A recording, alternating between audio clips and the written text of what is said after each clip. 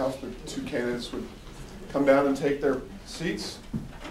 And I would reiterate one thing that Whitney said, which is that there is information not only from the Way campaign, but from both of the other candidates as well, out on tables out there. A lot of it was set up after people had already entered the room. So there's still people collecting signatures and all kinds of goodies. And if you need to change your voting registration since the last election, that can be done as well. So we're going to do ladies first, and Representative Arnold Jones, introduce her, and then she'll get her 5 minutes, and Doug will get his afterwards. So Janice Arnold Jones is in her 4th term in the New Mexico House of Representatives for District 24. In her capacity as state representative, she serves on the House Taxation and Revenue Committee and the Voters and Elections Committee. Her interim committee assignments include New Mexico Finance Authority Oversight, New Mexico Mortgage Finance Authority Oversight, and Science, Technology, and Telecommunications. Also, Revenue Stabilization and Tax Policy, Information Technology Oversight. New Mexico Mortgage Finance Authority, Legislative Structure and Process Study Task Force, and Legislative Council. That's a mouthful for me to say. In addition, she serves on the Blue Ribbon Tax Commission. I didn't know there was such a thing. Election Reform Task Force, Revenue Stabilization and Tax Policy Committee, Information Technology and Oversight Committee, and several others. Wow. Janice's community involvement includes the New Mexico Poison and Drug Information Center, which she chairs, New Mexico Commission for Public Broadcasting, Bernalillo County Health Council of Health Councils. She is also well recognized for her tireless efforts on behalf of American Youth Soccer Organization, Region 104, where she served as chief coach. She also developed a training and tracking regimen for over 500 assistant coaches and 350 referees annually. Janice holds a Bachelor of Arts in Speech Communication from the University of New Mexico. Her interest in politics began when she ran for and was elected to serve as vice president of the Associated Students of the University of New Mexico.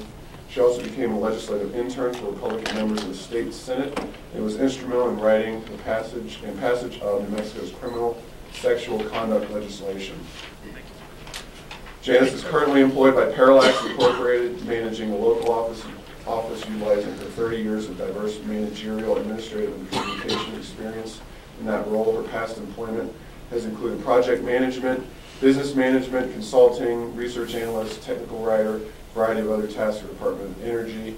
She has a depth of experience and remains keenly interested in information technology, the importance of database development, network connectivity, and the use of data and guided management solutions. Janice was honored recently as a recipient of the 2009 Lights of Liberty Award by the Grande Foundation for using a webcam in support of public open access to New Mexico legislature. She's married to John L. Jones, Commander, retired U.S. Navy, has 2 children, and resides in Albuquerque. That was a mouthful.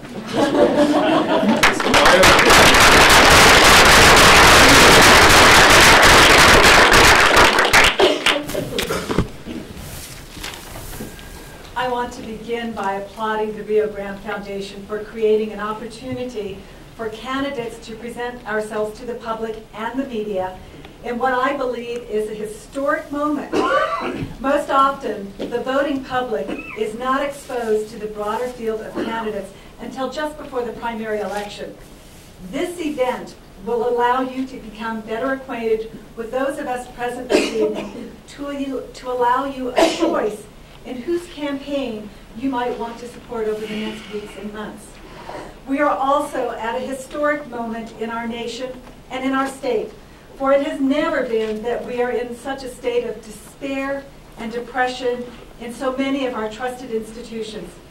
Here in New Mexico, where we are so often at the top of the fail list, the ethical lapses, crime and corruption, pay to play, and closed-door backroom politics that continue unfettered.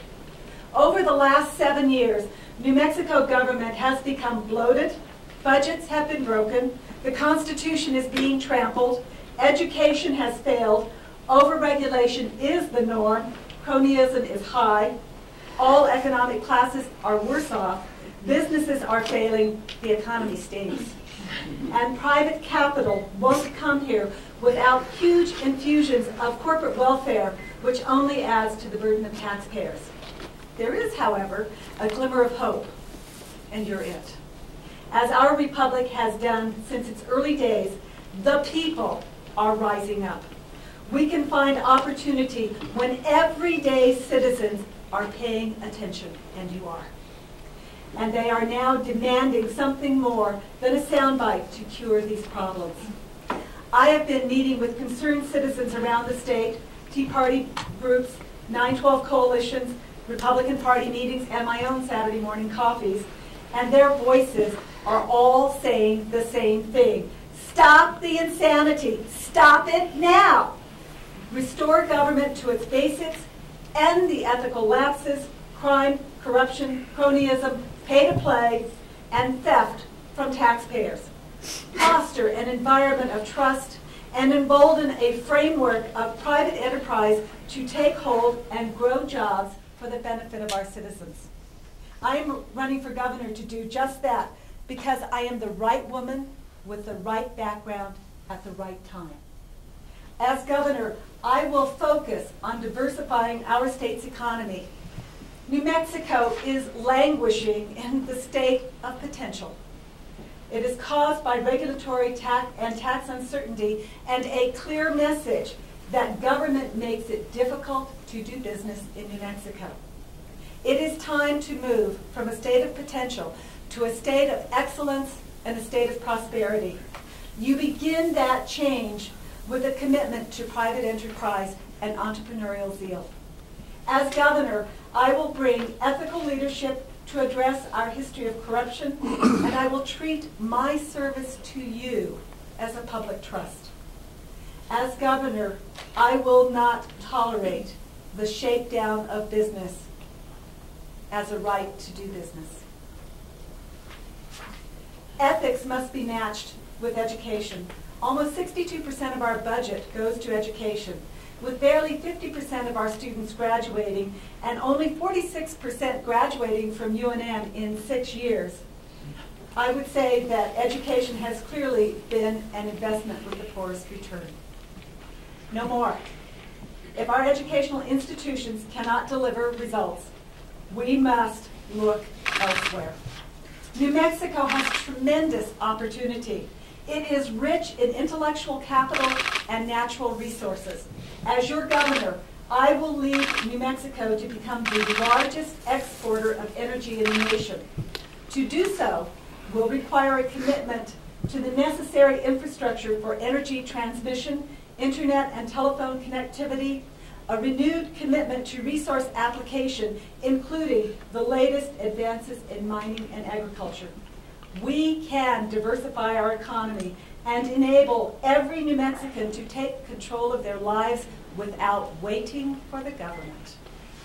As your governor, your government will be open and transparently accountable to you. Now, as you know, there are some revenue enhancement hearings going on. You like that term. I want you to know that I called Secretary Homans earlier this week and requested that he webcast the remainder of those activities. And I hope you saw that yesterday he put that in place. As governor, I will bring to New Mexico a new and smarter economy while respecting our traditions. We will connect New Mexico's vast natural resources and transform our state into one that excels, not one that fails. New Mexicans are ready to embrace the future, but now we need leadership that provides practical solutions instead of rhetoric. Please connect with us. Thank you. Bravo.